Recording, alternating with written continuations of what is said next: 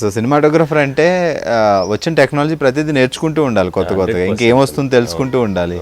So కొత్తగా ఏమి ఇవ్వగలం, గ్రాఫిక్స్ ఇవన్నీ చాలా షార్ప్గా ఉండాలి. మీరు ప్రతిరోజు ఒక స్టూడెంటే ఇంకా కొత్తగా. అంటే రాము గారితో పనిచేస్తే ఏం నేర్చుకోవాల్సిన అవసరం లేదు. రాము గారి దగ్గర వచ్చి మనం సినిమా చేస్తా ఉంటే ఆయన చెప్పేస్తూ ఉంటారు, ఇవి వస్తున్నాయి, ఈ పలాంటి వస్తుంది అని చెప్పేసి. ఎందుకంటే ఆయన మాకంటే షార్ప్గా ఉన్నారు. సో రాము గారితో పనిచేస్తే రిలాక్స్గా నీట్గా పనిచేసి వెళ్ళిపోవచ్చు, ఆయన దగ్గర నేర్చుకోవచ్చు. సో అటు అమౌంట్ వస్తుంది, పేరు వస్తుంది, అండ్ కొత్తగా నాలెడ్జ్ వస్తుంది, అన్నీ వస్తాయి. మిగతా అలా కాదు. తమిళ్, మలయాళం, కన్నడ, తెలుగు అన్ని లాంగ్వేజెస్ అన్నీ చేస్తున్నారు. బట్ ఎక్కడ ప్రాపర్గా ప్లే ఎక్కడ ఉండేది, సెటిల్ అయ్యి ఉండేది చెన్నైలో. ఫ్యామిలీ అంతా చెన్నై. అవును. సో ఎప్పుడు షూట్ ఉంటే అక్కడికి, హైదరాబాద్లో నాకు ఫ్లాట్ ఉంది. సో ఎప్పుడంటే అక్కడికి ఎటువంటి ప్రొడ్యూసర్స్కి ఎటువంటి ఇబ్బంది పెట్టను. వాళ్ళు ఏమి టికెట్ వేయాల్సిన అవసరం లేదు, హోటల్ ఇవ్వాల్సిన అవసరం లేదు. చాలా కంఫర్టబుల్గా ఒక డేట్స్ కన్ఫర్మ్ చేసుకుంటే నేనే వస్తాను చేసి వెళ్ళిపోతూ ఉంటాను అంతే. పిల్లలు ఒక పాప, ఒక బాబు, వాళ్ళు చదువుకుంటారు. అవునవును, అక్కడ చెన్నైలోనే. Okay sir, super.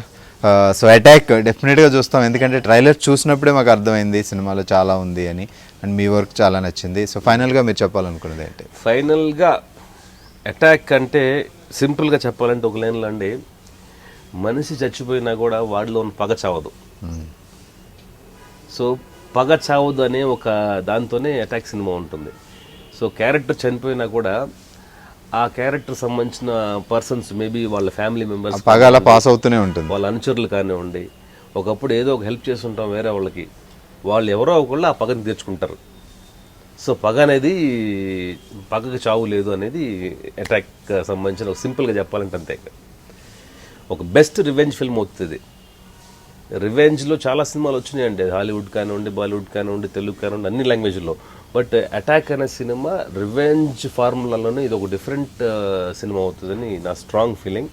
And all elements అండి, అటు విపరీతమైన కాస్టింగ్, హ్యూజ్ కాస్టింగ్ ఉంది, అండ్ బెస్ట్ టెక్నీషియన్స్ పనిచేసాం. అన్నిటికంటే మించి ఇది రామ్ గోపాల్ వర్మ చిత్రం. సో రామ్ గోపాల్ వర్మ గారు అంటేనే ఒక స్పెషల్. నిజం సార్, ఒక సినిమా బాగా వచ్చిన తర్వాత 100% బాగా వచ్చింది అన్న ఫీలింగ్ ఉన్నప్పుడు ఆ సినిమా హిట్ అయితే ఇంకా బాగుంటుంది అన్న ఫీలింగ్ డెఫినెట్గా ఉంటుంది. సో యాజ్ అ సినిమాటోగ్రఫర్గా మీకు ఆ ఫీలింగ్ ఉంది, అండ్ ట్రైలర్ చూసినప్పుడు ఇంత బాగుంది ట్రైలర్, సినిమా హిట్ అవ్వాలని మాకు కూడా ఉంది. సో సినిమా చూస్తాం డెఫినెట్గా. నేను ఒకటే చెప్తున్నాను వ్యూవర్స్ అందరికి కూడా, ఈ సినిమాని కాదండి ప్రతి సినిమా కూడా మీరు థియేటర్స్లో చూడాలి. పైరసీని మీరు ఎంకరేజ్ చేయొద్దు. సినిమా అనేది కొన్ని వందల మంది మేము కష్టపడి సినిమాని తీసి మీకోసం ఒక డిఫరెంట్ వేలో ప్రజెంట్ చేద్దామని చెప్పి సినిమా తీస్తాం. అవన్నీ కూడా మీరు ఆ గ్రేట్ విజువల్స్ అన్నీ కూడా పెద్ద స్క్రీన్లో ఆ హెవీ సౌండ్స్లోనే చూస్తేనే మీకు ఆ ఇంపాక్ట్ వస్తుంది. దయచేసి పైరసీని మీరు ఎంకరేజ్ చేయొద్దు. అలాగే చిన్న స్క్రీన్స్లో సినిమా చూడొద్దు, పెద్ద స్క్రీన్స్లో సినిమా చూడండి.